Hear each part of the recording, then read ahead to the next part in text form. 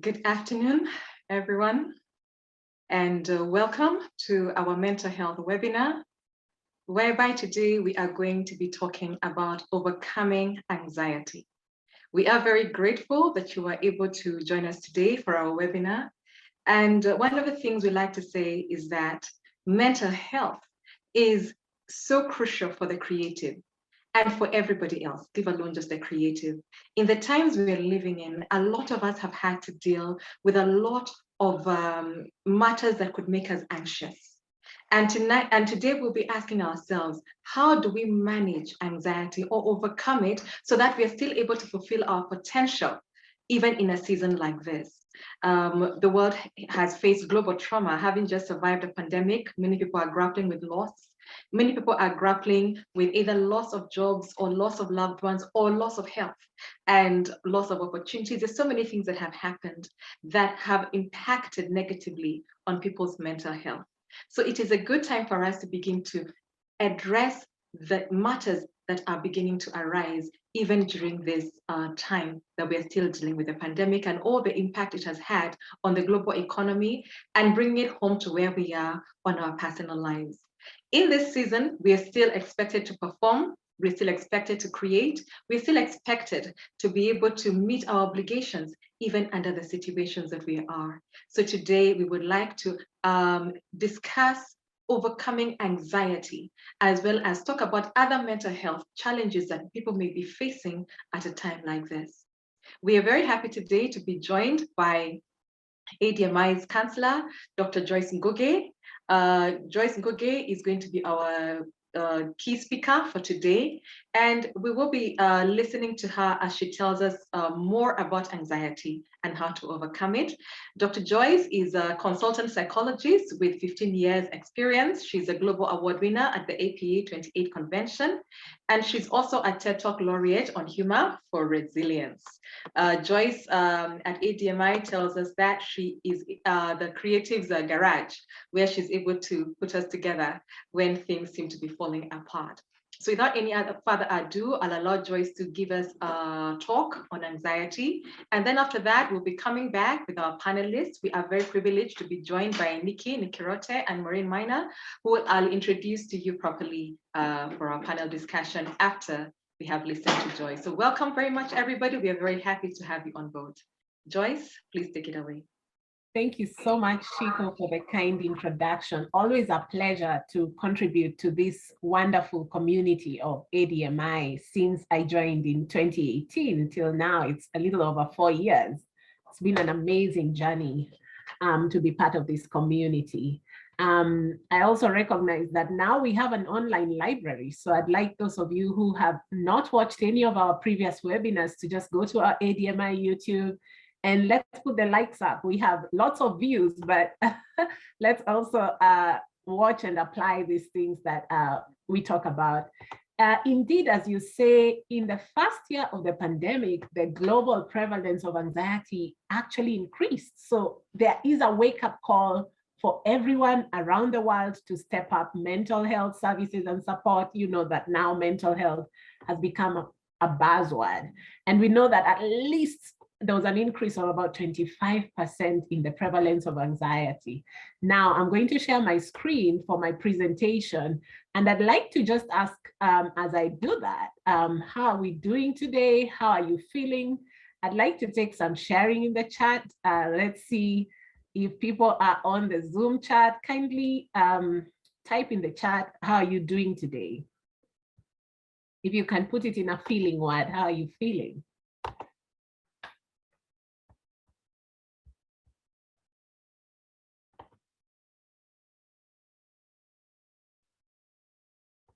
So for those just joining in, I'd like you to type in the chat how you're doing. Someone says exhausted.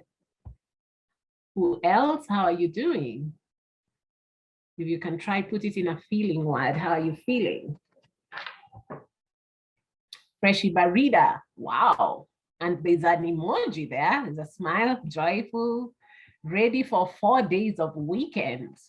wow. And there's another emoji that looks like a sad one. Nowadays, online, people will post something with a different emotion and put a different emotion. I don't know if that's supposed to be sarcasm or something, like, you know. Then there's someone says excited. Anyone else wants to add to our feelings list? How are you feeling? I should say I'm feeling a little anxious because I have a little stage fright, and that's normal. And we'll talk about healthy anxiety shortly. So yes, Maria, I knew that was sarcastic because you said there's no weekend or 4 days, just a wish list. Yes, I got the humor. I got the humor. Thank you. Faith Jerry says very happy. I'll start with a humorous story on performance anxiety. I just mentioned I have a little stage fright. That one time somebody was on a flight for the very first time, and then the pilot had announced, usually sometimes the pilot will greet the passengers, and so they had recognized the voice of the pilot. And then during the flight, at some point, this pilot came round to ask passengers, so how's your flight? And so this person freaked out completely because they didn't understand how it works in the cockpit. Of course, we know that there's always a co-pilot. There's never a plane ride without a co-pilot. But because these passengers saw the pilot coming over to where they were seated to find out how the flight was going, they panicked. They thought that there was nobody at the cockpit. And so we'll talk about how knowledge empowerment is really critical to overcoming anxiety. All right, so that was supposed to be funny, it's just on a light note. So the session objectives are as follows. You will be able to describe clinical anxiety, and then you will comfortably identify common risk factors of anxiety across college students. And then you will distinguish the causes of anxiety or the sources of anxiety, and you will delineate the various anxiety treatments. So like somebody has just alluded in the chat, a lot of times when somebody asks you, how are you doing? You say fine. And you can see in this picture, this person has no face really. And that's something that says a lot. I know we have artists, we have creatives here. This picture says a lot about what's going on, but you can see while the person is saying fine with their mouth, there's a lot of thoughts that are going around. They probably are not fine. So if somebody asks you, how are you? Mostly you'll say what you think you need to say, but how are you really doing? Today we will really go deeper into how we are doing. So if it's not good, if you're feeling nervous, anxious, depressed, suicidal, all of these things are okay. And hopefully we'll be talking about how to get help if you're distressed. So there's a lot of misconceptions about anxiety and fear. What people think anxiety is most of the time is this feeling of nervousness and worry. And, we say, I'm feeling anxious in everyday language, okay? But anxiety is a serious condition. It's listed by the WHO as one of the most common.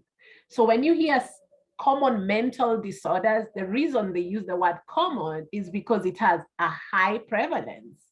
Currently, about a quarter of the global population has an anxiety episode from the recent pandemic statistics described by the WHO, 25%. So what it actually is not just feeling nervous and worry, there's a lot more: trouble concentrating, trouble sleeping, intrusive thoughts. So it has something to do with our thought patterns, an uncontrollable feeling of worry, increased irritability, restlessness, and a feeling of being on edge.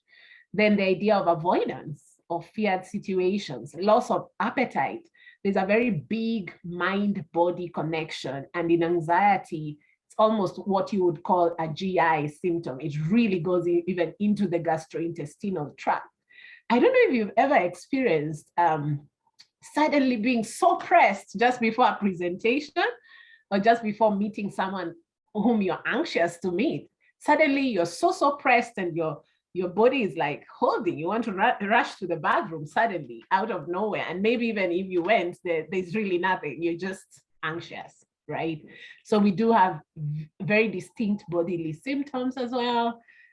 Sometimes feelings of guilt and shame, and a ton of physical symptoms. So There's a lot of myths and misconceptions, and hopefully today's webinar will be unpacking that. But there's another picture on the right there that I thought was interesting, because there's the idea of uncertainty. So in the frontal lobe of the brain, a lot of what has been happening recently is that human beings have not known exactly what's going to happen next in terms of the pandemic. Here in Kenya, we are now under the 6th wave. There's a lot of uncertainty. The other day, we were requested to start wearing masks again if you're in enclosed places, and there's a surge in the tiny microscopic virus that's ruling the world. And so this idea of uncertainty, if your frontal lobe or the front of your brain, which is in charge of decision making, doesn't know which decision to make next, and if that is coupled with fear, which is coming out of your amygdala right here at the back of your brain, so the fear and the uncertainty combine together to create anxiety. And you've seen a lot of cases where people fear COVID so much that if that is connected to the level of uncertainty and the anxiety generated, they end up actually contracting COVID. So there's a lot of studies now that are showing that some people fear COVID so much, and at the end of the day, they're ending up with positivity. They're actually ending up being COVID positive. Now, I'm not saying everybody who got COVID was fearing it. I'm saying that there is an interaction between our thought patterns and the behaviors that end up putting us even at risk. And I thought this was an interesting example to show about how fear can operate along with, thought distortions. So the idea of uncertainty and worry combining. So let's distinguish stress, fear, and clinical anxiety. So we know that normal stress comes from different everyday sources, and we'll look at the sources.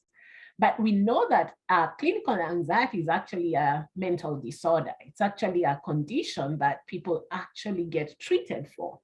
And this involves things like worry, panic, physical discomfort, as I said earlier. But the idea that they are more intense, it's what we call a more chronic than episodic condition. It's frequent and it persists beyond the situation. So it could be that the stimulus has already gone, but the arousal is still there, the anxiety arousal. The idea of the features of anxiety having excessive fear and related behavior disturbances. So anxiety is apprehension about a future threat, but fear is the response to an immediate threat. So in other words, you might have a real threat or a perceived threat, and the response to that is what we call fear, okay? But anxiety is about anticipating something that has not happened, a future threat. So they are quite similar. Anxiety is similar to fear, but it has a less specific focus. It's quite generalized. It's quite general. And you can see the summary in the picture there. Fear is a response to threats that are here and now, like a specific phobia. There's this guy who actually fears rats. A lot of people do.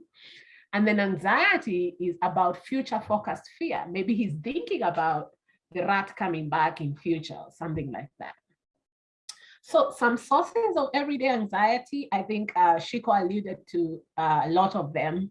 Worrying, there's everyday worry that all of us have to contend with, such as paying bills, landing a job, a romantic breakup, other important life events.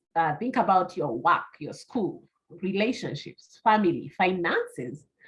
And then we have another kind of anxiety around embarrassment or self-consciousness when you are in an uncomfortable or awkward situation. That's very normal. It's very normal to feel self-conscious, and that can provoke anxiety.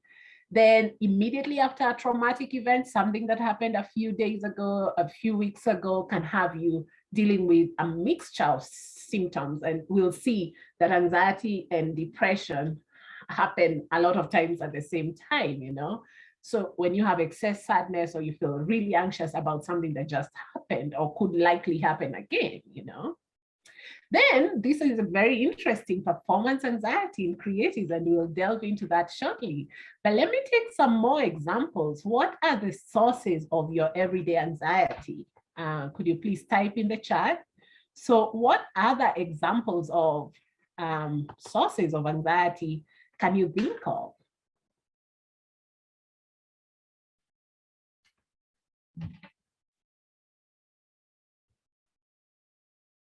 So let's add to the list. What are some other sources of anxiety? Can you relate to this? Yes, I see in the chat a bunch of other different examples. So anxiety can come out of a health situation. That is so true. There's a lot of health anxiety now. We call it health anxiety, where a lot of us are preoccupied about, which kind of cold do I have? If you hear somebody coughing or sneezing around you, you kind of want to ask them, which virus are you walking around with? So health anxiety for sure.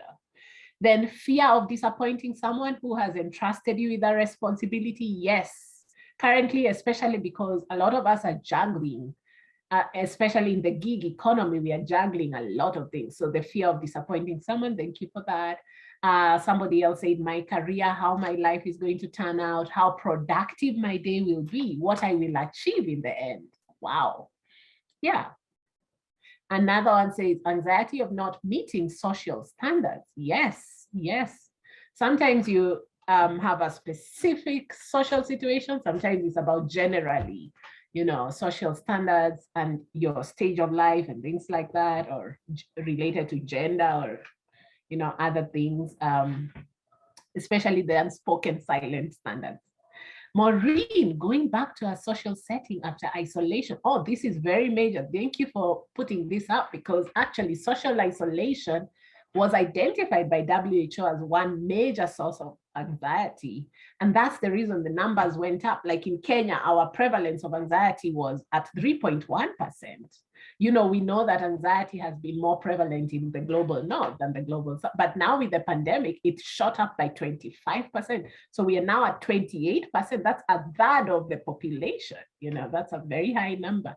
Nathaniel, this is really good. Use of illicit drugs, I really like that example because across all the substance use disorders that we diagnose, we know that withdrawal symptoms, anxiety is at the top of the list for any drug. Like if you're already addicted to any drug, whether illicit or legal, and especially if you withdraw, part of the cravings and symptoms that you get is actually anxiety. You are jittery and you actually have full anxiety symptoms, and we'll look at that. Thank you for that. Expecting someone to feel the same way you do towards them. Yes, reciprocity, this idea of in relationship, when you try to build relationships, there can be a lot of anxiety. Thank you so much for all your examples. Keep them coming. So let's move on to what happens, especially for creatives now. Aside from offline work, you're doing a lot of online work. And it's just a few years ago that we started talking about social media presence and as a creative building your brand. And I know a lot of you already have your handles, you already have a following. And it seems like we have two lives. We live in the online life and the offline life. But as I said earlier, anxiety and fear, both of them involve physiological arousal. There's something in the body that has to do with the sympathetic nervous system, but it can be adaptive. When we say adaptive, we mean helpful. So these things are not all bad, and I'm going to explain why. Remember that when you feel fear, and in evolutionary theory, we know that fear is adaptive because it helps us avoid, the lions, the bears, and any other wild animals by triggering the fight or flight. It's a very well-known phenomenon where, when the body is in fear, you either tackle it or you run away, And so that could save your life, The fear response in itself is not a bad thing. Another thing that is good about anxiety is that it can increase your preparedness. So especially for us students, when you're preparing for an exam, you feel anxious, but how do you reduce exam anxiety? By actually increasing your preparedness, okay? So now let's look at how anxiety affects performance, okay? There's something we call the U-shaped curve, and you can see it right there, the bell-shaped curve. The absence of anxiety interferes with performance. If you see the the x-axis that's going across towards the left side where it's saying performance. So you can see when the anxiety is low, the performance is low, all right? Then there's a point of optimal anxiety or arousal. In this case, we are calling anxiety arousal, okay? That creates optimal performance. The idea that anxiety can actually help you remember test items, okay? But then if that continues beyond the optimal point, if you see towards the right side of the graph, now if it's too much anxiety, now that will actually decrease the performance. And do you all experience this? If you have stage performances, if you're trying to MC at an event, if you have a test, if you have just the right amount of anxiety, you might be able to, be alert and your memory will download a lot of the things you need. But if it's too much anxiety, then that really affects performance. I thought that was important to mention. So all those are just everyday sources of anxiety. Now let's talk about the average age of onset for anxieties in lifetime is said to be between 18 to 24 years. Now, of course, we now know recently the US government, just this year actually, ordered that children should start to be screened for anxiety. But on average, most people will begin to have a very serious anxiety condition just about the age of college students, 18 to 24. So that's very important, to know about that. So as I said earlier, the global prevalence rates have shot up. Right now, 25% of people, we have 7 billion people in the planet. Think about that. A quarter of the people now have a lot of anxiety. Now, let's talk about different conditions that occur alongside anxiety. We call them co-occurring conditions. So a lot of people seeking help because of anxiety have something else going on. So this is a highly co-occurring condition. It's very unlikely that you'll just only suffer anxiety alone. So for example, many people will seek help because of anxiety, but a very common condition that will be alongside that is depression. And we'll see that both of them are actually mood conditions. And so sometimes you'll even need medication for both. The other thing is relationship concerns. So anxiety being linked directly to something going on in your relationships, okay? Then suicidal ideation, this is also very prevalent. The idea of self-injury, which is now called non-suicidal self-injury or NSSI. Alcohol abuse, somebody had alluded earlier to the issue of drugs. Drugs will introduce a high level of anxiety during the course of trying to obtain the drug, especially the illicit drugs, and then also, especially because of withdrawal symptoms, there's always a lot of anxiety. Then there are other but lesser conditions that are mostly occurring with anxiety, which are like some personality disorders, like we know paranoid personality disorder, some medical conditions, like if you have a heart problem, former president of Tanzania actually had a lot of that, and he had been told never to dance, in public functions and things like that, And then substance use withdrawal. I think somebody already alluded to what goes on with the drugs that we imbibe. We have all kinds of drugs. Caffeine is also a drug, as we will notice shortly. All right, so what are some types of anxiety disorders? So just going a little bit technical on some names, you probably had the word phobia, or social anxiety. It used to be called social phobia, but now it's called social anxiety disorder. This is where a lot of times you will avoid social situations for fear of being judged, embarrassed, or humiliated. There's a study that was done that showed that the biggest fear of human beings, when all the things were put together, fear of heights, fear of wild animals, fear of walking at night, the biggest fear for human beings is, guess what? Talking in front of people. And why is that such a top fear for human beings?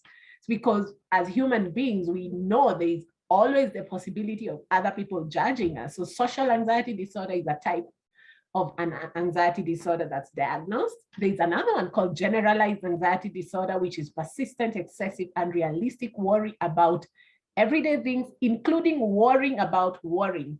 A lot of people who've come for counseling for anxiety disorders feel hopeless and helpless to stop it. And that's because the nature of anxiety is such that they even worry about worrying itself, all right? Then I had already talked about the substance or medication-induced anxiety disorder. There are other types I'll not go into, such as separation anxiety disorder, which mostly is for children. Then obsessive compulsive disorder. This is the idea of obsessing over performing routines or rituals, such as hand washing, closing your door. I'm not talking about double checking your door at night. I'm saying some people will do it so many times and feel less anxious as they do that.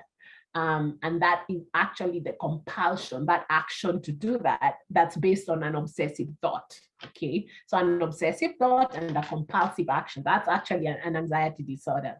And then panic disorder and panic attacks, we'll look at that shortly.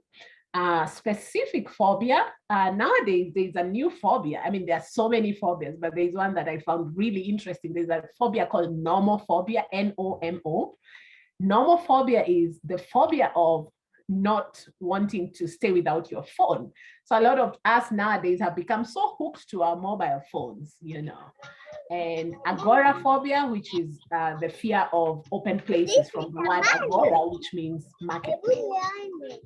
So if we can look at just very briefly, panic attacks, they can for anything from 10 minutes to 30 minutes. And the symptoms look just like anxiety, except that they are very intense.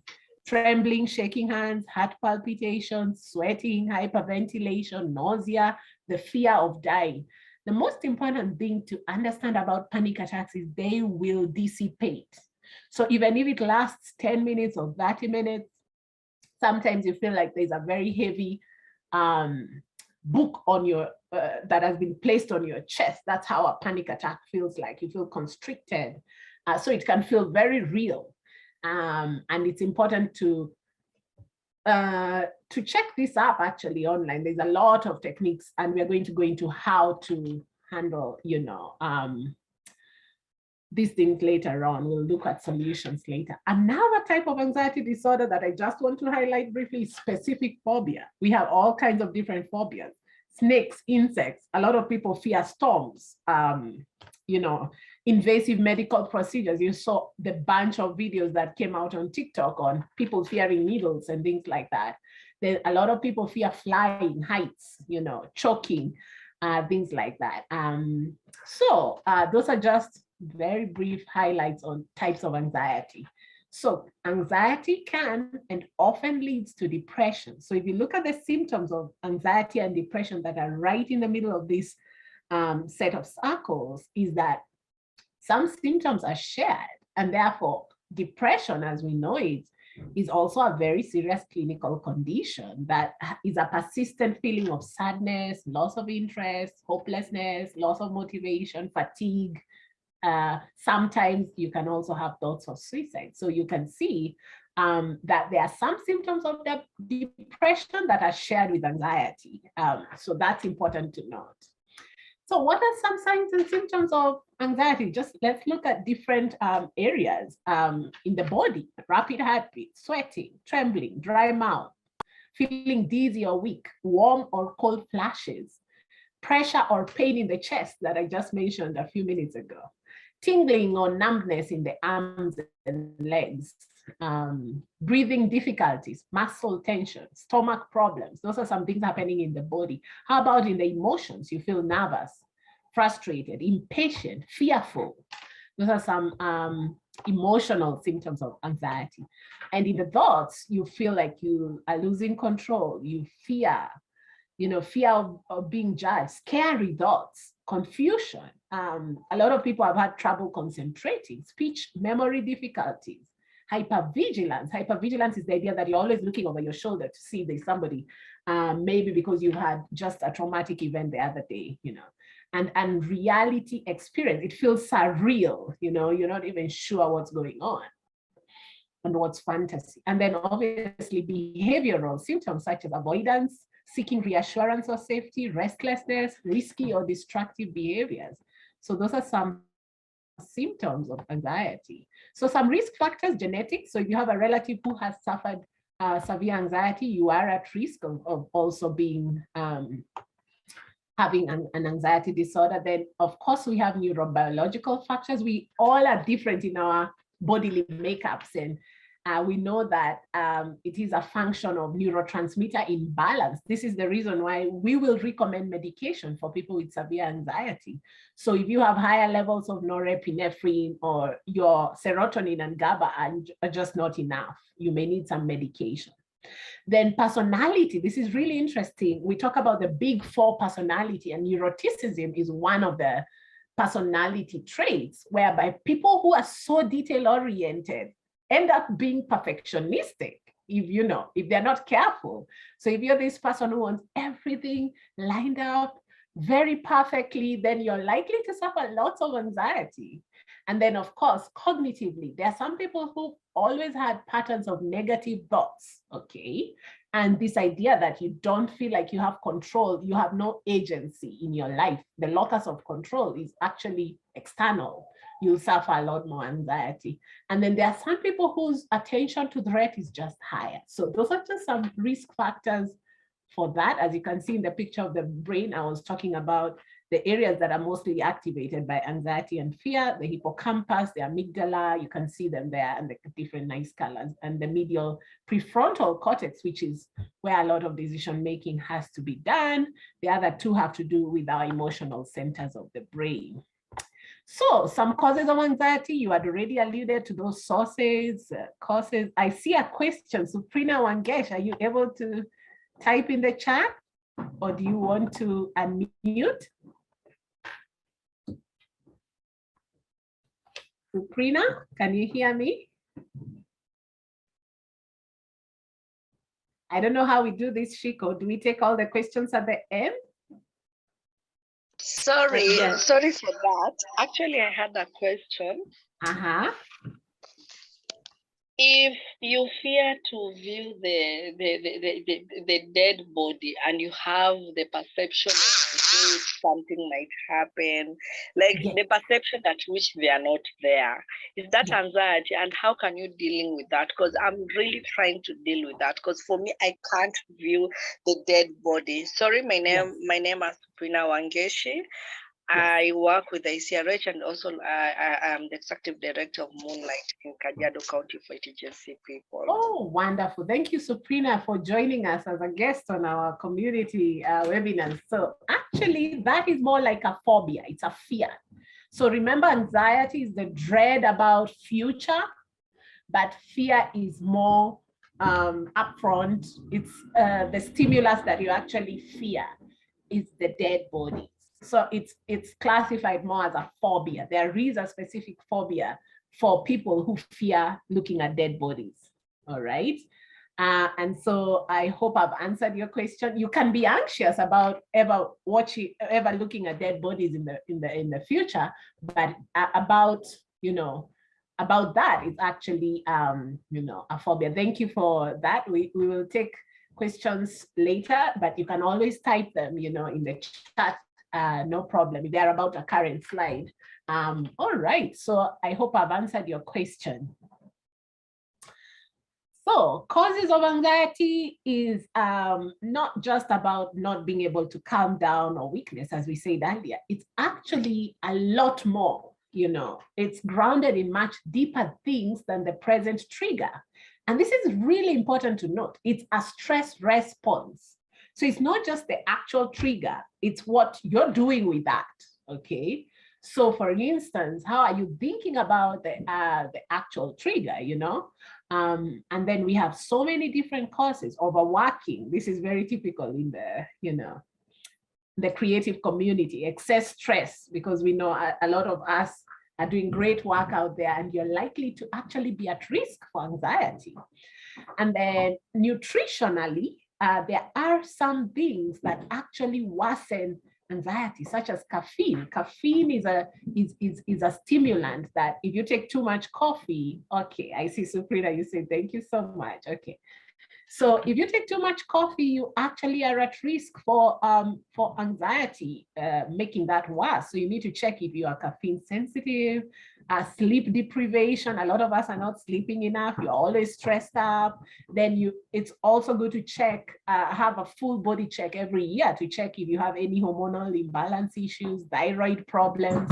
Those are very linked to anxiety, gut dysfunction, chronic inflammation, food sensitivities, and micronutrient deficiencies. Nowadays, there are lots of supplements, and the supplements industry has really grown because people are recognizing the idea of not being able to get all the nutrients from the food they eat every day. So yes, I see the comment. Yes, the idea that nowadays we are too bombarded with through our phones, and I totally get this one. And this is also very normal.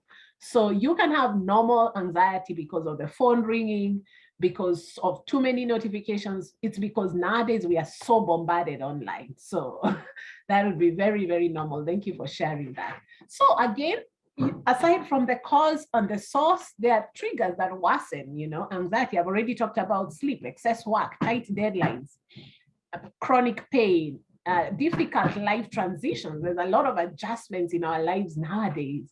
Uncertainty, instability. So just be mindful about all these negative situations that can make you feel trapped, okay? So let's look at what actually happens cognitively in the vicious cycle of anxiety. So after experiencing the emotion of anxiety, most of the time we'll go into scanning for danger. Then our physical symptoms intensify. I gave you this concrete example of you feeling suddenly pressed out of nowhere and you want to run to the bathroom, okay? Then the idea of escape or avoidance, that's the fight or flight. So that's the flight, Then you feel a short-term relief, okay? But long-term, if you get stuck in this vicious cycle long-term, you'll have more and more physical symptoms, loss of confidence about coping. And what happens really when you lose confidence in your own sense of coping, you might even get into some things like, imposter syndrome. A lot of us, our imposter syndrome, where you don't think you're fit for the job, okay? So maybe you have a task at hand and now you have lost confidence about coping. Then you start getting into, fear of rejection, and it's another vicious cycle. And then this whole thing of perfectionism. So it's very possible for you to get stuck in a vicious cycle. And in fact, a lot of our procrastination, a lot of us who put off something until the last minute, what we call procrastination, comes out of anxiety. So you delay doing what you need to do, you second guess yourself too much that the deadline arrives and you haven't even started. So how do we then reverse this vicious cycle of anxiety? You need to confront the situation, thinking about it, rationalizing it, and then you replace the negative thought, then hopefully that will decrease the physical symptoms, and you can use those coping skills that we are going to talk about shortly. And you will have a greater belief in your ability to control your own responses. So it's not just the actual thing that happens, but it's also our response, to what actually happens around us. So how do we respond to fellow students who have anxiety? This was targeted for our main audience, who are actually our ADMI students. So we are constantly walking around with ruminating thoughts. That means thoughts that are going on and over and over. We call them ruminating thought patterns. So most people are currently in crisis, and they're very sensitive of being ashamed or embarrassed. Please don't stigmatize your colleagues, your friends, your schoolmates. Try and see whether they are ready and ask for permission. It's very respectful before you offer any tips or resources. One very easy thing you can do is help them. If you notice your friend is anxious, you can actually suggest that they check up some guided meditation and they try some deep breathing. That really calms down the sympathetic nervous system. The other thing you can do is help them to think again about the situation. So there's something we call cognitive distortions. In other words, thought distortions or dot problem. We all have thinking errors. So cognitive distortions are thinking errors, and I've shared some animations, links there. There are so many online.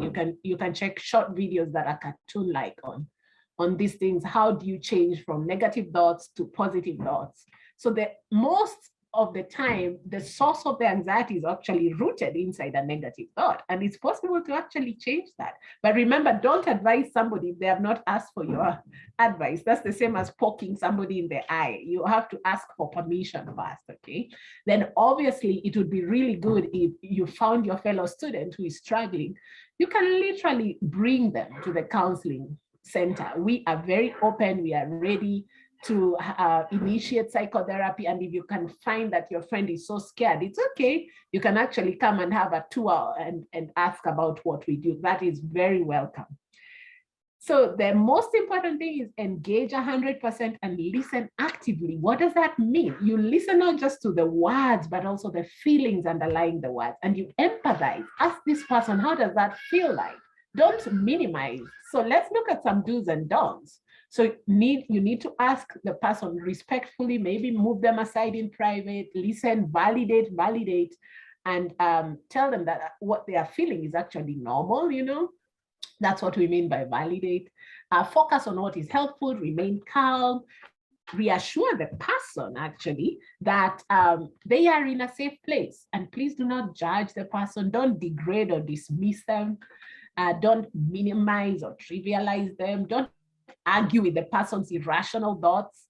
A lot of times when you're anxious, you actually feel like you're right. You know, a lot of the thoughts that may be thinking errors, you know, it's not a good idea to start arguing with that person. It's good to just accept them first. And then don't assume the person will just get over it without professional help. A lot of times we do need a conversation with somebody who can help us to be our own thought detective, in order that we can see the pattern. I already alluded to the vicious cycle of anxiety. That's a pattern, okay?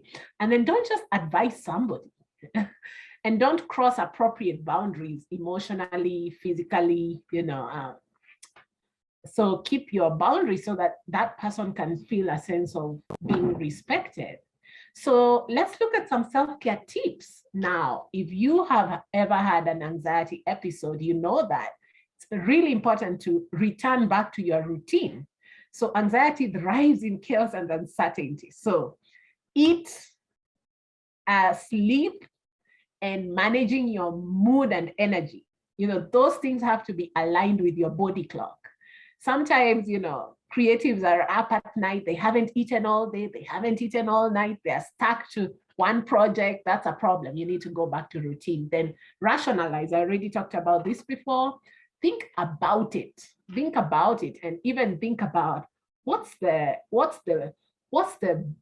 worst that can happen. So instead of, you know, getting stuck with that, you need to reassure yourself, okay, that you are okay. And then break the stigma, talk, share what's going on.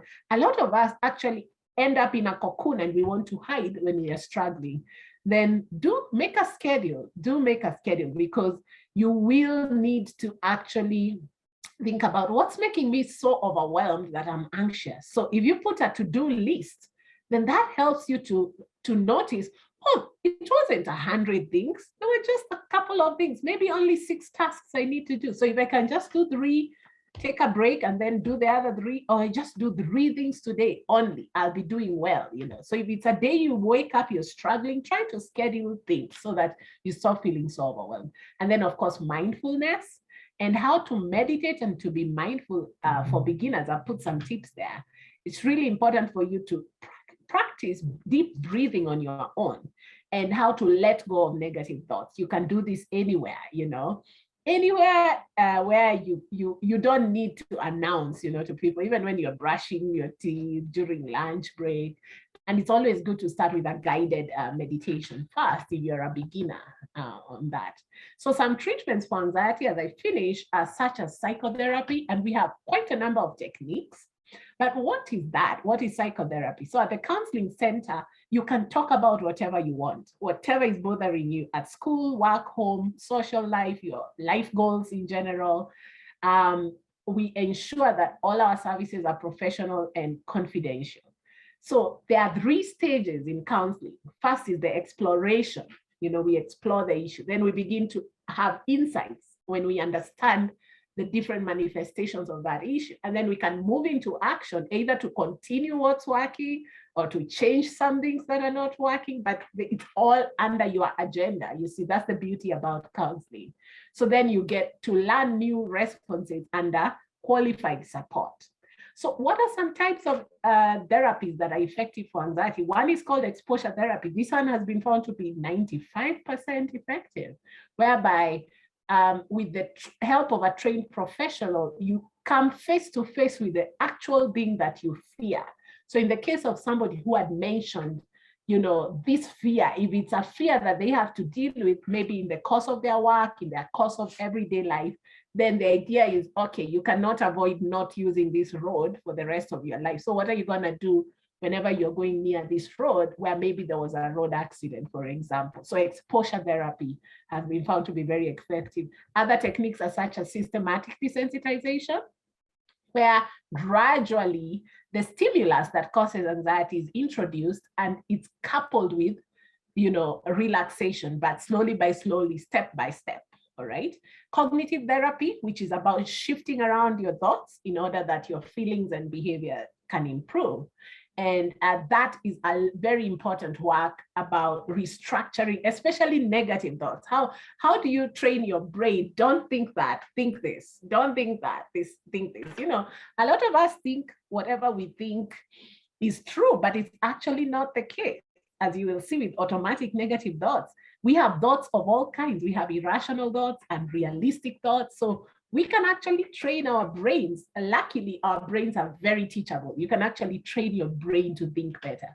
Then, of course, social skills training, especially for social anxiety disorder, this is very important. And then panic control training. A lot of people who've had panic attacks told me, even those who've come to my office, they said, I just went online, how to stop a panic attack, and there's a lot of specialized therapies just for that. So often when there's severe anxiety, a combination of medication and counseling is recommended.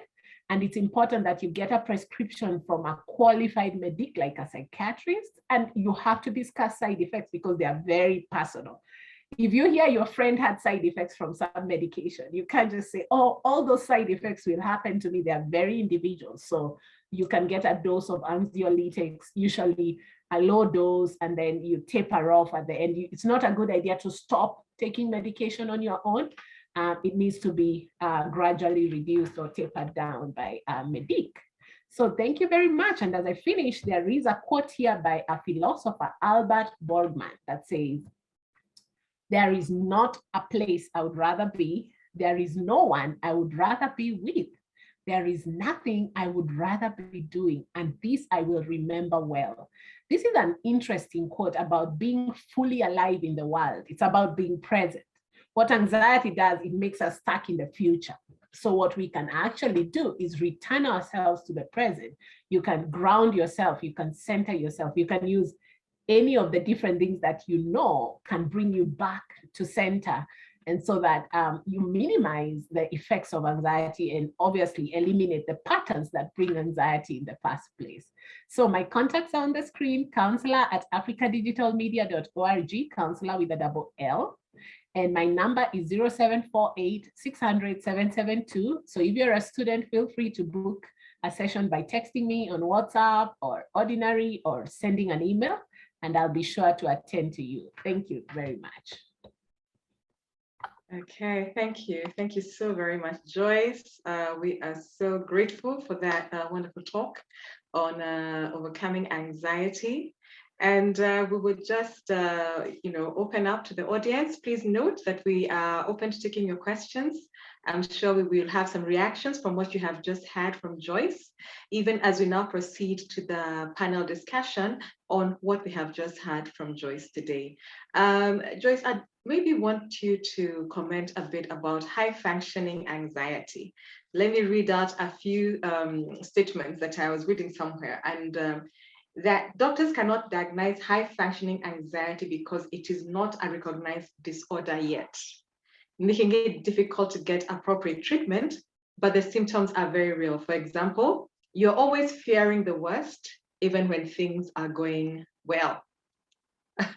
Another one was that you have a strong fear of failure.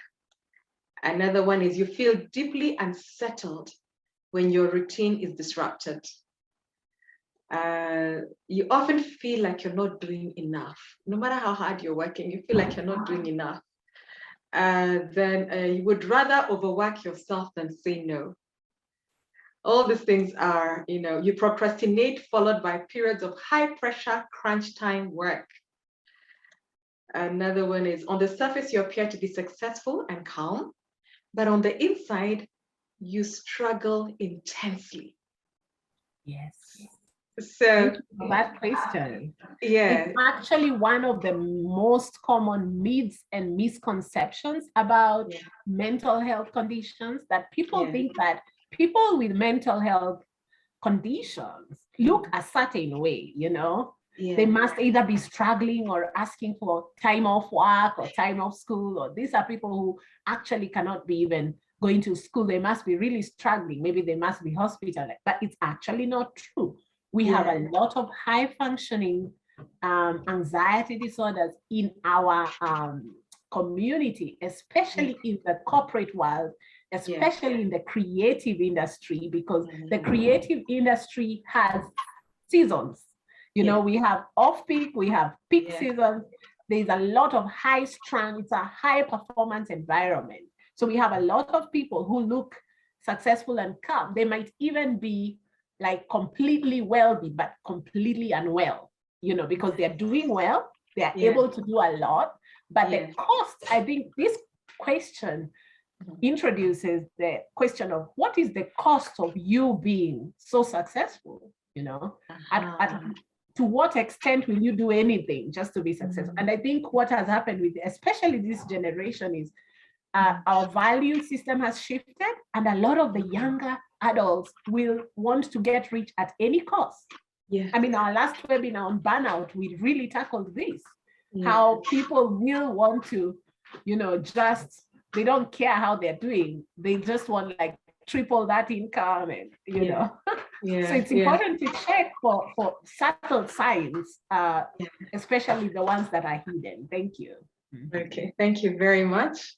Okay, so now I'm going to welcome the rest of the panel so that we can get to hear their thoughts on the conversation. Please allow me to welcome. Today we are very, very privileged to be joined by Nkirote Mwiti, who is the Human Resource Officer responsible for people and culture at ADMI. She is a seasoned human resource practitioner who is passionate about mental health in the workplace. Nikki is also fascinated by people and their stories and loves writing. And then we also joined by Maureen Wandia. Maureen is a businesswoman and founder of Wandia Organics. And she's a writer and mental health advocate who's passionate about creating awareness on depression, anxiety, and grief.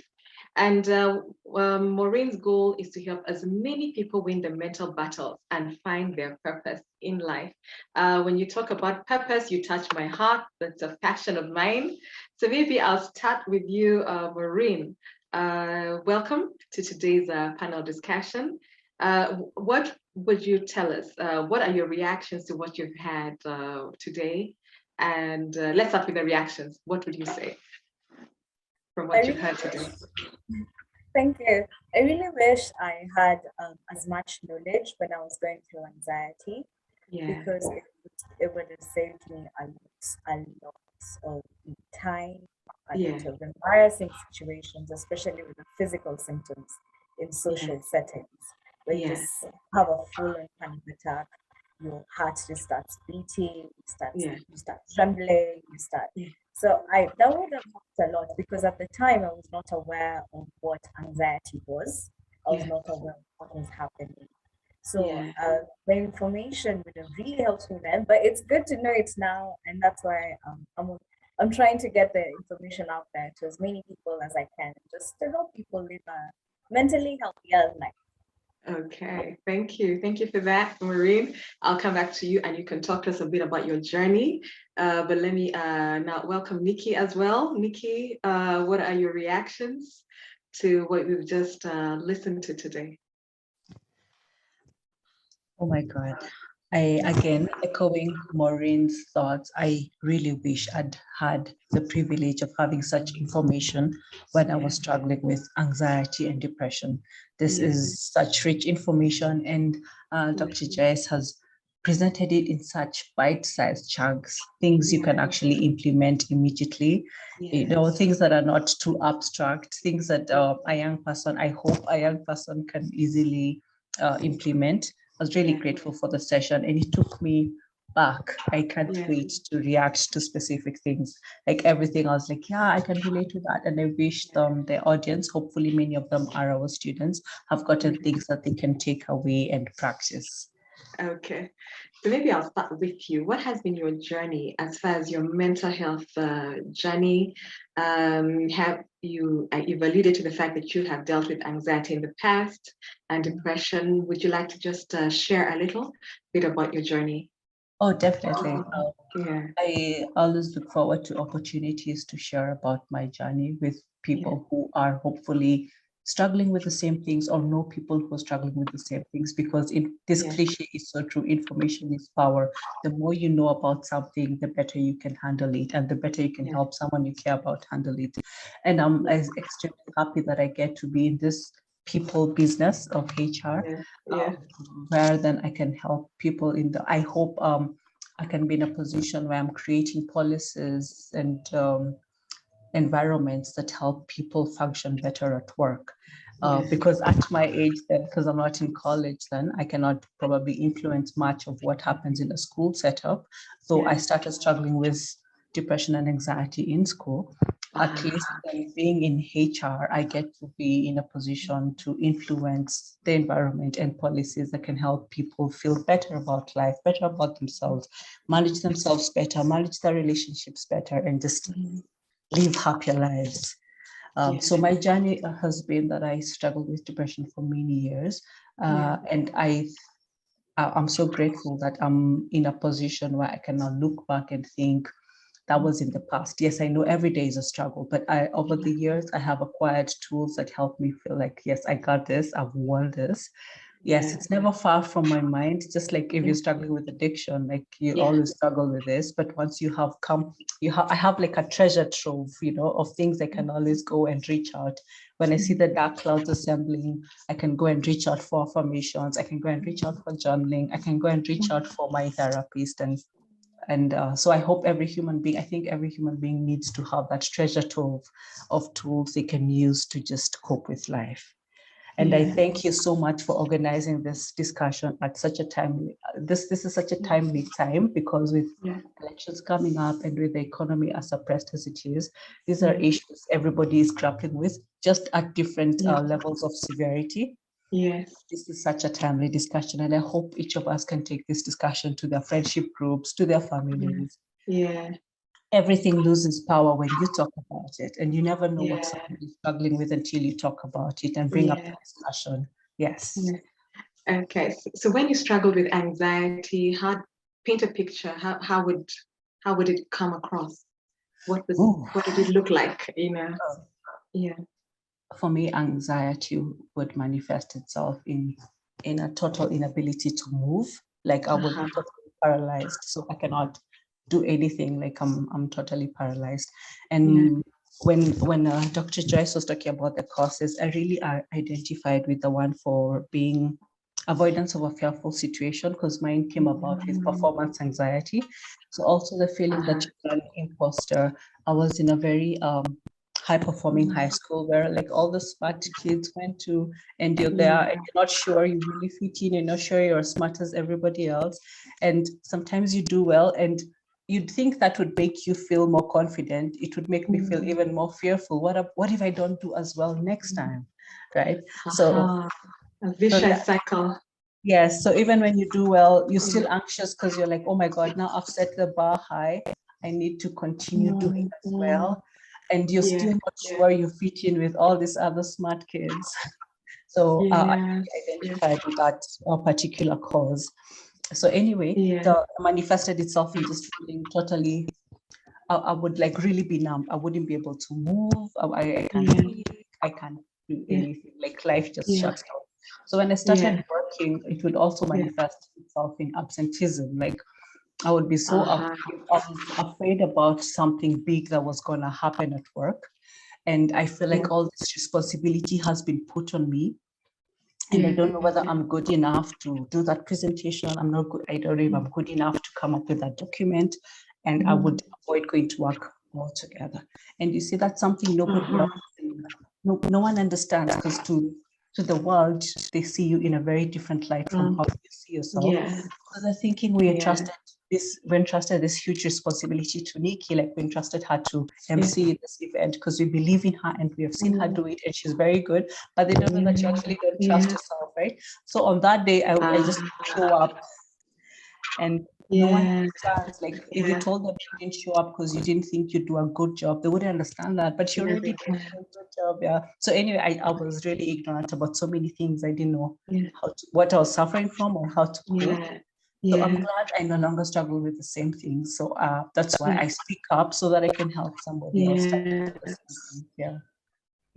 Okay. Maybe before I move to Maureen, how did you get to know that it was anxiety?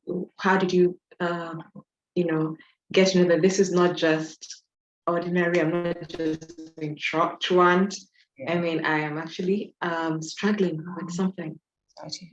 I got officially diagnosed like with clinical depression, and so with that diagnosis, then everything else made sense. Like it wasn't just normal fear or normal panic. This was symptoms of something much bigger. So an official diagnosis from a licensed psychiatrist, psychologist made a lot of difference. And then from there, then hence came all the tools and all the help. Okay. All right. Okay. Thank you, Nikki, for that. I will be right back with something to follow up on that, because I'd like to know how did you know that you need to actually look for help? All right. Thank you. Maureen, how about you? Maybe shed a little light on your journey as far as dealing with anxiety and any other mental health challenge. I know you mentioned depression as well, but maybe start with anxiety. Paint for us a picture of the journey. Okay, so my anxiety was depression, and because of this depression, I felt like I detached from the world because I was in a very dark place, and that detachment basically was like isolation. So the isolation, adapting back into normal society, because at this time I did not have a job. I just finished school.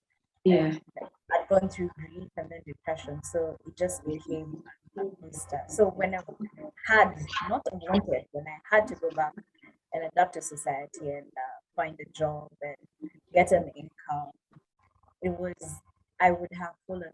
I'd go for an interview and I can't talk. I start stammering. Because I'm not isolated for so long that I've lost the human connection, like having conversations, basic conversations was so difficult. And so, if I'm doing an interview, and of course you go for an interview and you can't really present yourself confidently and well, you most likely will not get the job, and so the rejection was worse about it. And so when I tried the other interview, the anxiety was even higher and worse. I eventually sought help. Unfortunately, I had to go through like 5 different therapists before I had one that worked for me. Which is probably, I hope no one has to go through that, but I eventually got one who was able to diagnose me with anxiety and was able to help me find better coping mechanisms, breathing exercises, to bring my social life back to normal. That is my journey with anxiety. I still have anxiety. It's minimal now. And I think also, I also went through a point where I needed substances to be able to be social. Like if I'm meeting with friends, I just need to have a drink before I can talk. So I'd have to have like, a few shots of something before I can. because it calms me down, which now led to a very bad habit because now I couldn't function without it. Yes. So that led to a whole lot of catastrophe. But but therapy is what actually helped me get out of anxiety and how to cope with it. Okay. All right. Thank you for that. I love the fact that you did not stop at the third therapist or at the second therapist. You kept going until you found the one that worked for you. You know, many people get discouraged maybe after just one, but the fact that you kept at it, that is really, really remarkable. You know, because we sometimes will stop when we don't get help either from the person we thought should help us, or when we don't get help from the first time we ask for it. So the ability to stay resilient and consistently keep looking for the help and asking for the help, I think that's really, really amazing, especially when you're going through it. So maybe before I wanted to talk a little more about something you mentioned on ending up taking the wrong turn into addiction to cope with the anxiety, because many people do not just start some of this some of the vices they fall into, you know, coping mechanism. It's the pain that leads there most of the time. But before we go to that, how did you know you needed to see the therapist? Who initiated that step? Was it somebody who loves you that said, okay, you should see somebody, or was it you that just looked and said, I think I need to see somebody? What happened? I was empty inside. I was never happy. I was never sad. I had, you see, like how the heartbeat line goes like up and down. For me, it was a straight line. I had no emotion. I didn't feel anything. People would be laughing. I'd have to fake a laugh because my emotions were basically non-existent. And I felt like I was just moving like a zombie, moving through life. I needed to feel what triggered me to get help is when I started thinking of physically harming myself, like maybe cutting, because I wanted to feel anything, any emotion, even if it was pain. I just wanted to feel something. So the thoughts would be constant. It started like I should cut myself, or I should punch a wall, or I should do something just to feel pain. So when they happened the first time, I ignored it. The second, third, now I realize that there's a problem. It's not normal for me to want to physically harm myself just to feel something. That's when I decided maybe I can't do this on my own. Maybe I actually need help. Yes. That's when I went for therapy. Okay. I like that. So it was a self-advocacy. You looked and you saw the way your life was going, and you could see that this is not me, and you reached out for help. Yeah, that is beautiful. That is beautiful. Thank you for that. Maybe Nikki, before I come to the addiction question with Maureen, for you, how did you know to ask for help? How did you know now is the time to? Was it somebody who loved you, or how did that happen? I wish I was as bright as Maureen. Yeah. I knew I wasn't fine. I just didn't know where I could get the help. So I went to see the only doctor I knew, a gynecologist. I knew he wouldn't solve it, but I just told him, I'm feeling this way. This is what I've been going through, and all of this. And actually, I was going to tell him to hospitalize me. Like, I just need a break. Like, I just need to hide somewhere. So. And he's like, why? Then I told him all these things. So I knew he can't fix this, but I knew he could hospitalize me. So I was like, I just need you to send me to hospital for some time. I hide there. And then she's like, no, I will send you to hospital, but you need to see a psychiatrist. Yes. Okay, all right, good. So there's also some self-advocacy there. You also went out to look for the help. Whether you went, it doesn't matter that you went to a gynecologist. You went to somebody, which is good. Well, Joyce, what did you say about the need for self-advocacy, especially when you're dealing with any form of mental health challenge? Right now, we're talking about anxiety, but there's a wide array of challenges. Go ahead. So self-advocacy is very important.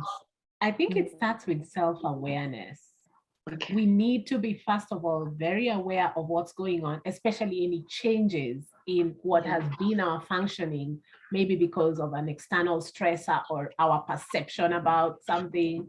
So that's where it all begins. And then standing up for yourself is a skill that's critical, especially in our setting where access to care is not always assured. It's not easy to even get, like in the case of Maureen, she mentioned having to jump from provider to provider until when finally somebody was able to accurately diagnose. And the cost is usually all out of pocket. So it's not easy to actually be within this healthcare system. The other day, you've seen a whole bunch of memes around being a Kenyan itself is just anxiety provoking, just being in this environment and just trying to live a normal life. So it's not easy. So I would say self-empowerment can create self-advocacy, which is critical in order to navigate through, especially our systemic barriers in our public healthcare system. You've seen the other day, our health workers are now threatening to go on strike again. So we do have a lot of gaps. So if it's all left to, you know, the person, then the person needs to be empowered, you know, and their family also needs to be empowered so that they can actually advocate for the things that we need to see shifting around treatment and care. Oh, thank you for that. You know, I think you've mentioned self-awareness, and I think if we're not self-aware, it becomes so difficult to get anything done, to get any, whether it's on the positive side, chasing our dreams, or now when we're having to deal with a challenge that may hinder us from actually chasing those dreams. And I think sometimes people wait for other people to tell them, you need to do something. But sometimes that people may not know that. They may not really know that you're unwell. They may actually think that you're just either lazy or difficult to deal with, you know. And so I think the beauty of having this kind of a forum is that it equips us to know that we actually have a right to seek the help. We actually have a right to speak up and say we need the help. Right. Okay. Very good. So now somebody is adding a humorous comment. Yeah. There's another meme going around that we need the whey emoji. You know, you see it going around because Kenyans are very resilient people, I must say. A lot of us Africans are very resilient people. So we've just had like really negative set of life events. So it's good we are even here and talking about how to support each other as a community. Yeah, I think was it somebody who asked Facebook to add whey? Where? That's one of the it's so true. And I think this is not just a Kenyan thing. I think it's a global issue. You know, people just everywhere are really going through a tough time. It is not unique to Kenya or Africa. It is, you know, everywhere. But I love that Kenyans are able to find humor even in the hardest times, you know, like that is brilliant. Like, let's add this. That's the work of creatives, actually. Yeah, creatives are the front line. Yeah, I love it. So sometimes in the journey to get the help, because sometimes when it's so numbing, either you're so anxious, you have social anxiety or performance anxiety, it impacts your life so much. Sometimes you may feel like if you don't know what to do, if you don't get the right help, it's so easy to start using something to calm you down, like Maureen alluded to. You know, it is so easy sometimes to end up in toxic relationships or stay in them just so because you are so afraid of starting new relationships, healthy relationships. You feel like you don't have the power to do that, you know, so you just stay where you are and suffer because, you know, of this anxiety that is just crippling your life. Maybe start with Maureen and then I will come back to you, Joyce. Maureen, for you, you mentioned that, you know, the way you coped at some point was having a drink if you needed to do anything because when you didn't, it was so difficult. If you were to speak to somebody right now who's doing that, you know, they are now realizing, whoa, the reason I'm drinking so much is anxiety. Paint for them a picture like if they continue on this path, how would it end up? Okay, I think before I get to that, something you said about about anxiety and actually just what we were previously talking about seeking help for yourself. Yeah. Just to touch on that a bit, I was actually told multiple times that I'm not okay, that I need to go seek help. But the problem is the people who make my anxiety worse, who make my depression worse, are the same people who are telling me to go seek it. So actually listening and to them, it caused that contrast. So also, I think also your environment has to has a really big part to play in it. And so that's actually how I started drinking, because people would tell me, you're not okay. You're not okay. And eventually, you know, this person, you probably had a big fight, and then they're like, you need therapy. Which at that time, you resisted. I found it very offensive. What do you mean I need therapy? You know, just because we're having an argument, now you want to call me crazy, because that is the misconception about therapy, because actually only people who are mentally okay go for it, or rather mentally sane go for therapy, which is wrong. I actually came to learn that's not true. So I would take offense and be like, you're calling me crazy. And so it start with now when I go in social settings, I'm more aware so that I don't bring myself out to be crazy, which now heightened my anxiety completely, over the roof. And then I started with drinking casual drinking, just the normal, one glass of wine, 2 glasses of wine, then eventually blew up into a habit. And you don't realize, if I was to talk to someone who's probably doing this, you don't realize when it becomes an addiction. You realize, oh, wait, this was not supposed to get this bad. You realize when you're really there. But before, the small things eventually add up. You know, the small drinking here and there. So if you actually do suffer from anxiety or depression, I would recommend just stay clear of substances. It may temporarily make you think that it's reducing the symptoms, and that is just for a really short moment. But what you've done to your system is you make yourself become so dependent on it that you're unable to function without it.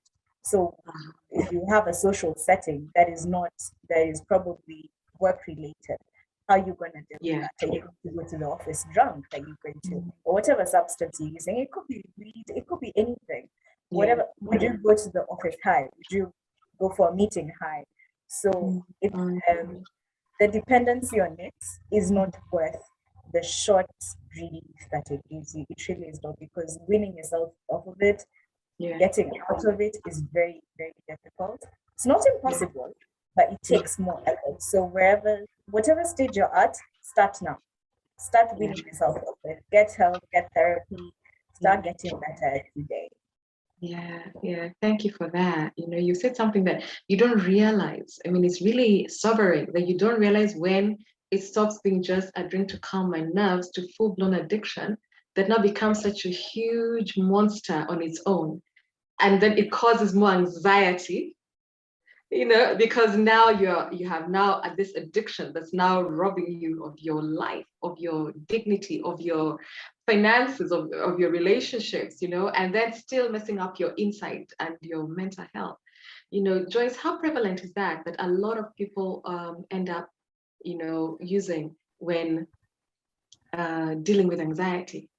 Yeah, this is a very typical situation. And thank you, Maureen, for bringing it up, because actually people will use words like, I need to calm my nerves before an upcoming event, you know, I need to be sloshing, you know, there are those words now, you know, that people, it has become synonymous, like at any gig or any party, there has got to be alcohol and other drugs.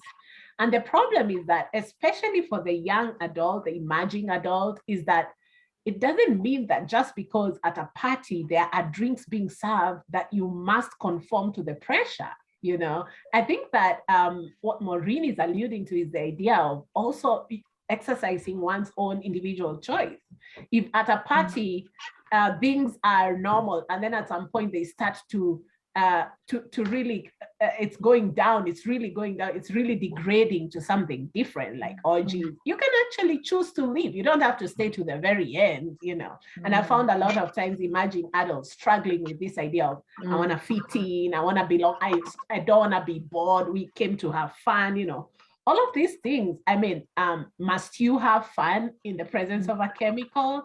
I think it's high time that we really looked at the links between whatever we think is just normal drinking and the risk of getting into addiction. You know, I think it's high time that we noticed all the different things that you're doing for your health and how is that helping or not helping. So if you're a heavy drinker, consider reducing or ultimately stopping altogether so that you don't have an extra factor. We know that alcohol is a depressant, so it actually triggers depressive episodes. We know that we have a bunch of stimulants that will actually trigger anxiety, caffeine, you know, cat. You know, we have a bunch of other drugs such as. Did you just mention cat? Like yes. Mirac and Mirac is a yes, Mira is a stimulant. You've heard of all kinds of different people talking about spermatorea not even being able to hold, you know, and that's actually a bodily arousal drug. You know, it makes you super awake. You can drive all day and all night. Is that normal that you work like a machine 24 hours without sleeping? You know, there's so many reactions to these things. Marijuana can induce psychosis.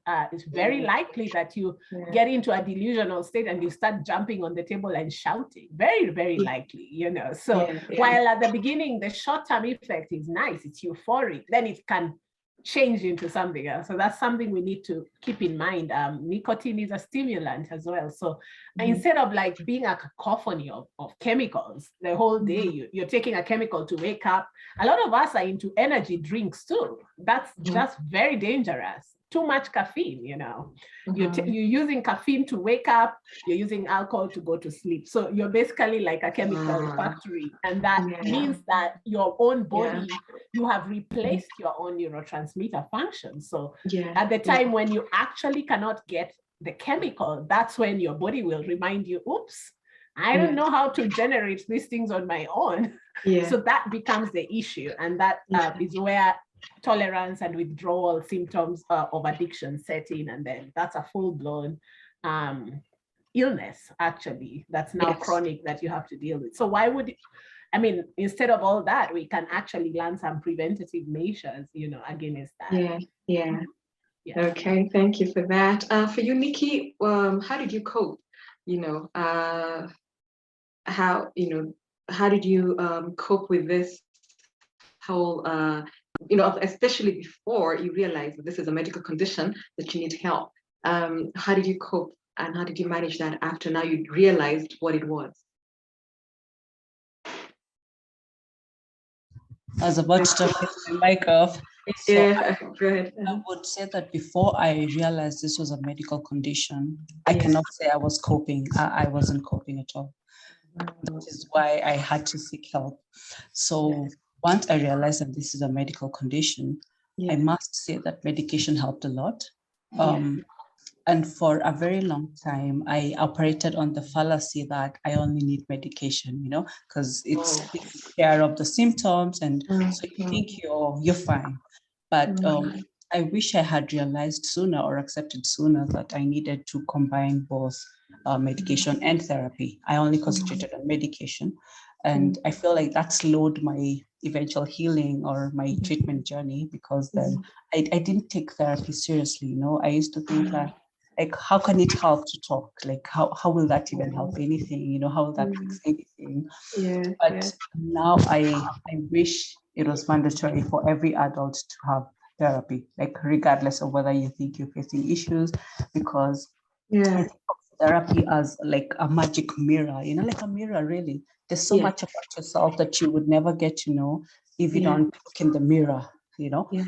So I feel like therapy is something every adult needs to do, not because they're facing any crisis, not because they have any problem, but just to heighten the self-awareness. That's it, simply just to heighten the self-awareness. And the truth is, being in a third world country and with parents who went through post-colonialism, as in we all have such baggage which we're not even aware of. And if we are to make sure that we don't pass it to the next generation, we must end a lot of trauma with us. And that cannot happen until we get therapy. So anyway, eventually now, with time, I got to see I'm on medication, but I have not dealt with the root causes, right? And so what would happen is I'll be fine for a while, but then the symptoms would eventually be back. And now I just need more medication, a higher dose. So I only started recovering when I started taking therapy seriously. And I like what Maureen said about looking until you find the right therapist, because it's a chemistry thing, right? So someone could have all the medication, but you just don't hit it off, or you don't feel very comfortable with them. So I would urge everybody who is on the search for a therapist, don't give up until you find the fit, but just don't give up. There is somebody out there who would really work well with you. Yeah, just don't give up. So once I worked now both medication and therapy, that is when I really started to recover. And then, like Dr. Joyce said, you don't give up the medication all at once. I worked with my doctor to slowly taper it off and until I could be off my medication. So I hope I answered the question. Yes, you have. And I think the challenge is a lot of people sometimes stop the medication suddenly. You know, people who are dealing with different mental health challenges, and then they end up relapsing and becomes worse. So that thing of the ability to just be yield to the process, you know, allow the process, allow the process. Don't try and rush it. Don't try and slow it. Just yield to the process and take the journey of healing. I think is so critical, starting with self-awareness, self-advocacy, being the one to say, I need the help. There's what Maureen was saying, how the people who are causing you the pain and anxiety are the same ones telling you to seek help. Sometimes people resist that. And then also, and I can identify with you saying, you'll be offended, like, okay, so you did this to me, and now when I react, now I need a therapist. And it won't work. Can I say something to that? That's a very interesting thing. I think we should prevent any form of violence in the first place. There's no point, harming someone and telling them go for therapy. It would be better to have, a more understanding space. I wish there was no need for therapy even in the first place, so that people can talk in society. And the reason we exist and our work is still cut out for us is there are lots of conversations that cannot be held at home. There's a lot of stigma. So people will need that space where they can go confidentially and talk about those things that they're actually struggling with, and people around them are not understanding. And sometimes our work is limiting because I'm trying to do work in the office, but a lot of what's going on is inside the person's social circle. So we also advocate for systemic change so that a lot more people now can talk about their issues. I must say, the Generation Z, majority of whom our students are, do not seem to have a challenge with therapy in that. People are okay with having a therapist. I'm going to see my therapist. I have a therapist. It is the older generation that actually would, first of all, not understand why you're depressed. I mean, we went through all this. So what's your problem? I mean, after all we've been through, we had to deal with slavery, colonialism. It's like now us will be telling our grandchildren. Sorry? Sorry, I interjected. People are looking at you like, what issues could you possibly have? Exactly. What issues? What could you have? You have a roof over your head, food on your table. What? Please, man up, woman up. I think as we'll be telling our grandchildren, we've been through a pandemic. What have you been through? But the ability, that's why self-advocacy is so important. One of the things I like to say is this: don't minimize the reason for your pain. It doesn't matter why you're hurting, why you're having anxiety, why you're depressed. The point is, are you depressed? Are you okay? So it could be grief, like Maureen shared. I have been through grief myself. It could be that triggered everything. It could be I was bullied as a child. It could be my heart was broken by somebody I trusted. It could be anything. But sometimes people wait to have a huge reason for them to feel that they now deserve to go to see help. But we need to be our own advocates. As long as you're not okay, you need to get help. You need to reach out for help. It doesn't matter why you're not okay. Because some people wait till it's just humongous, for them to actually feel the need. I want to ask for you, Maureen, when you started the therapy and you started the journey, how did that begin to impact your life positively? And you said you still struggle with anxiety. So what are some of the things you do to cope at the moment?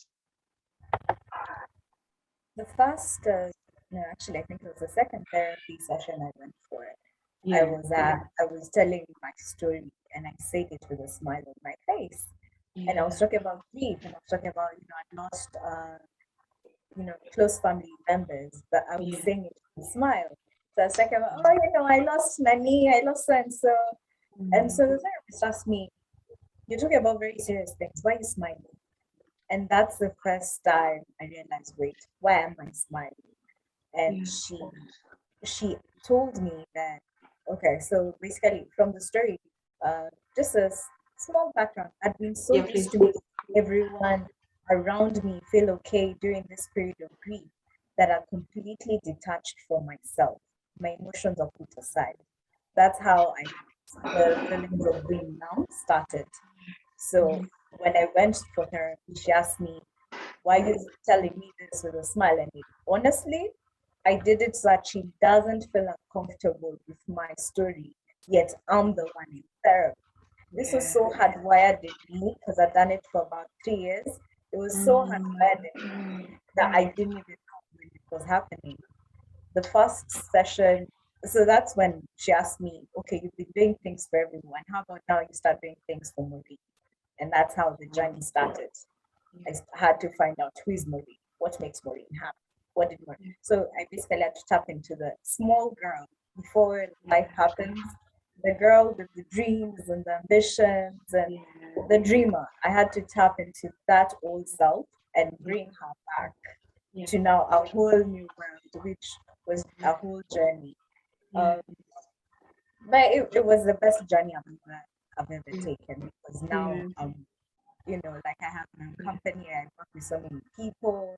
It is very fruitful that I'm seeing that the work that I did on myself during that whole period, I'm seeing the fruits now. Initially I didn't see them. I thought, okay, I'm doing all this cognitive behavioral theories. I don't know if they're working, but eventually I got out of that place. And so some of the coping mechanisms I used was I started with deep breathing in social settings. Before I started deep breathing. So I, just breathe in, hold it for a few seconds, breathe out. I do that a couple of times until I feel relaxed, and then I now go into the social. And if I feel the anxiety coming back up, I just excuse myself, go for, let's say if I'm at a party with friends or at a family gathering, I'd excuse myself, go for a walk, and I'd work with my mind to tell it, what am I afraid of? I'm afraid of people looking at me and seeing my anxiety. Okay, so these people also, I think the one thing that helps me is understanding everyone is struggling with something. No one is. So I'm seated there thinking everyone is looking at me. But in the real sense, everyone is thinking the same thing. Everyone is seated there thinking everyone is looking at me. So we're all just thinking that we're all looking at each other and no one is really bothered about the other person. Once I started to understand that my anxiety, it was like a eureka moment for my anxiety, because I would even sit in social gatherings and observe. I know that anxiety triggers. I can see it in them. So I'm like, oh wait, you can do it. I can see you also have anxiety, And actually, I made it. I took it upon myself to have the conversation, because I would see someone struggling with anxiety, but they're trying to suppress it. And maybe not directed at that, just like a general conversation. I'd start talking about anxiety. And eventually I ended up, reaching out to people who, they thought they're not okay, or they were struggling with it alone. And they get out of it, they get better. So I started deep breathing, and also the idea that we're all thinking everyone is watching us, when in the real sense, no one is watching. No one, everyone is. Nobody. And so also getting out of my mind mind and being more present in the situation. If I'm having conversations, I'm more interested in listening than in how I'm presenting myself. So that really is my coping mechanism to date. That's what I still use, and it helps me and goes a really long way. That's really powerful, that getting out of your mind and being more present in the where you are with who you're with, stop being so thinking inward, but now reach out, be willing to engage the person in front of you and be more interested in them than you are in yourself. There's a quote that says, life is what happens when you're busy making plans. Life is the present, what's happening now. Tomorrow is not guaranteed. So just prioritizing the fact that I have to be present now, because this experiences, life is about the journey, not necessarily the destination. When you get to a destination, you'll be excited, I got my goal, but that excitement is for a day. Then what? Yes. You realize it's the whole journey, and part of the journey is being present in conversations, in moments, and it also creates deeper and more meaningful relationships that way as well. Yeah, thank you. Thank you for that. Now, our audience, we would like you to please ensure that if you have a question, please type it in the chat. We'll be able to take it. Please feel free to share any question you may have, so that we can also, the panel is here. If you have a question for Joyce or Maureen or Nikki, they're here to. Go ahead. I'd like to address. So there's a question on father figure, anxiety towards father figures. And please read it out. Somebody says they have father figure anxiety. And I realized actually that recently it was Father's Day and a lot of people got triggered. There is something that was identified just recently in our lexicon in 1991, the term father hunger. This persistent longing for, validation, approval, that emotional presence of someone who can provide that, father role. In a lot of us, there is a crisis in fatherhood in our society. That one, I think we all agree. So this emptiness, especially when it's experienced by women, can actually lead to very serious effects, such as, body image issues. A lot of people with eating disorder, it has actually been linked to that, this idea of food, diets, things like that, and the body. Quite connected to that, and among other things. I think it's really critical for this person who has had anxiety around the father figure to consider maybe going for psychodynamic type of therapy, the techniques that would help you, look at the childhood effects on the present, and the self-silencing. I think a lot of what happens with absentee fathers and emotional absenteeism and physical absenteeism of fathers is there's a lot of, people feeling not sure about themselves, not confident, self-silencing. So I think that would be really good. And then what is this thing that creates a void such that you have to be longing for the approval of an older man, or somebody who would be in the role of a father figure. So but it's good once somebody gets the insight into why you get attracted to a lot of the so-called, in our culture, we call them sponiers, if you get that insight yourself, then you can stop fueling that cycle. So if you know it and you become quite aware that it's just like default machinery, it's just a thing that you do in a pattern you got born into or that you got used to, then you can decide, am I deserving of this? Do I need to always be looking for sponiers with, bald heads, big kitambi, big beard all the time? What am I looking for? So if you are dealing with the abandoned child, you can actually write a letter to the younger self and resolve that once and for all, instead of, always trying to fill in that deficit or the father hunger or the father absence. This is actually a very, very good candidate for therapy. So I just encourage you, to seek therapy. I don't want to mention your name because we are recording. Thank you. Okay, so Joyce, when you say a particular, I think you said psychosocial. what did you call it? Therapy. Where do they get that psychodynamic? Psychodynamic. Where do they get that kind of therapy? Yeah, a lot of people are trained in psychodynamic therapy who are mainstream psychologists, therapists, counselors. Psychodynamic is the work of Sigmund Freud, who was the father of psychology, actually. It's the work of noticing what your childhood influences are on your adult life. So it's a very effective technique for you to resolve where you got stuck. So if they're in ADMI, they can come and see you. Oh yes, oh yeah, for sure. Someone may think this is a very special kind of therapy. No, it's available in certain countries. So no. Psychodynamic or psychoanalysis is a major school of thought in psychology. It's the work of Sigmund Freud, the father of psychology. Yeah, thanks. Okay, thank you. So we are open to one more question and or two questions as we wind up. But before we do, I would like to also have some of the panelists' closing remarks. If there's something you'd want to share if we go, but please feel free to ask a question before we wind up. If you have a question, please feel free to go ahead and type it in the chat. We'll read it out for you.